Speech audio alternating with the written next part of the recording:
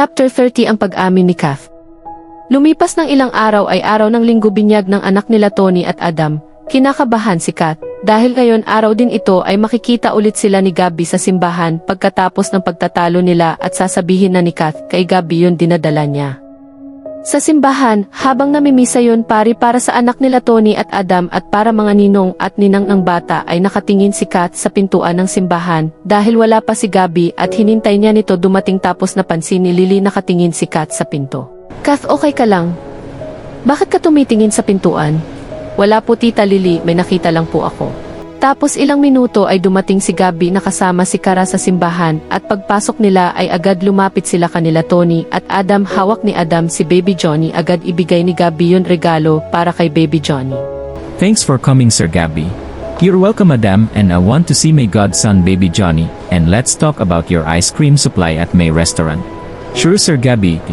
Lumipas ng ilang minuto habang binibinyagan yun si Baby Johnny ay nakatingin si Kath kay Gabby at habang si Gabby ay pinanood nito ang pagbinyag sa bata. Gusto-gusto ni Kath na lapitan si Gabby at sabihin niya dito tungkol sa dinadala niya, kaso hindi naman makalapit si Kath kay Gabby dahil palagi nito katabi si Kara, kaya hindi nakatama ng tiyempo si Kath para lapitan si Gabby. Lumipas ng isang oras sa restaurant ni Gabby doon ganapin ang baptism reception dahil manager si Tony ng restaurant. Kahit bumabayad man sila ni Adam ay may discount pa rin sila.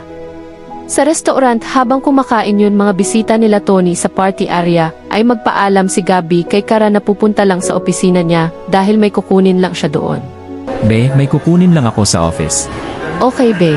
Agad tumayo si Gabby sa upuan at lumabas ng party area, tapos agad siya pumasok sa opisina niya. Nang nakita ni Kath na lumabas si Gabby sa party area ay agad tumayo si Kath sa upuan kahit hindi pa siya tapos kumain. Nagtataka man yun tita niya dahil hindi pa ubos yun pagkain niya ay di niya pinansin yun basta ang goal ni Kath ay makausap niya si Gabby.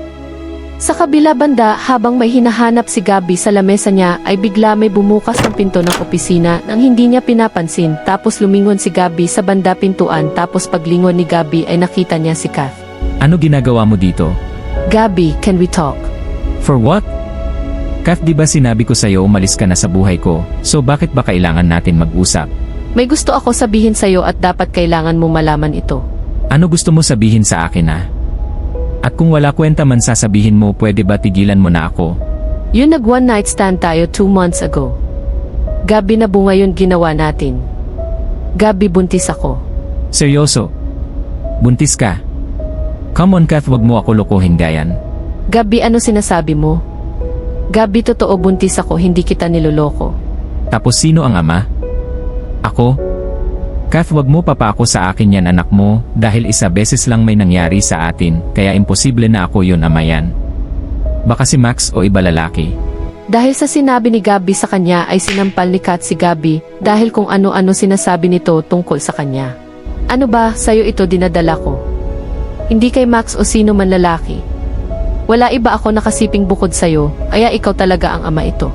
Kung ako nga ama yan, ay di ko pa rin panagutan bata yan. Kahit nagmamakaawa ka pa sa akin, ay ayoko pa rin akuin yan. Tahimik na buhay ko, wag mo guluhin pa, at isang malaki pinagsisisihan ko ang minahal pa kita noon.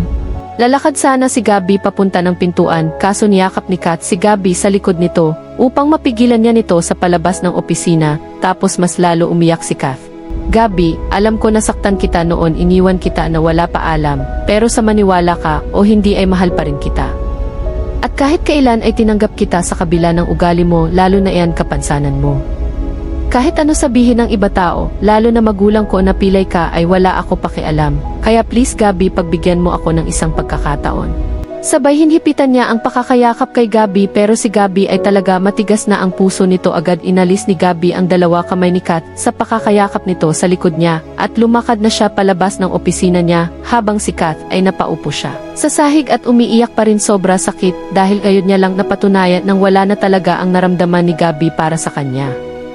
Kinabukasan sa bahay nila Tony ay umamin si Kath sa pinsan niya ng si Tony at sa tita Lily niya nang nagdadala tao siya at inamin din niya ng si Gabby ang ama yun. Pinubuntis niya, nagulat at nagalit si Lily. Walahiya pala si Sir Gabby pagkatapos niya akinin si Kath at may nabunga yun ginawa niya sa pinsan mo at saka ayaw niya panindigan dahil may duda pa siya kung siya yun ama ng anak ni Kath. Ano gagawin natin? Paano natin sasabihin kanila Tita Carol at Tito Juan yun kalagayan ni Kat? Lalo ngayon alam nila hiwalay na sila Kath at Max matataka sila tita kung sino ama yun dinadala ni Kath. Kakausapin ko si Sir Gabby at sabihin na pakasalan niya si Kath dahil ayoko maging disgrasyada si Kath at saka sasabihin ko na kanila Ate Carol at Kuya Juan yun pagkabuntis ni Kath at yun dapat gawin natin. Ngayon nalaman na nila Tony at Tita Lily ang pagbubuntis ni Kath.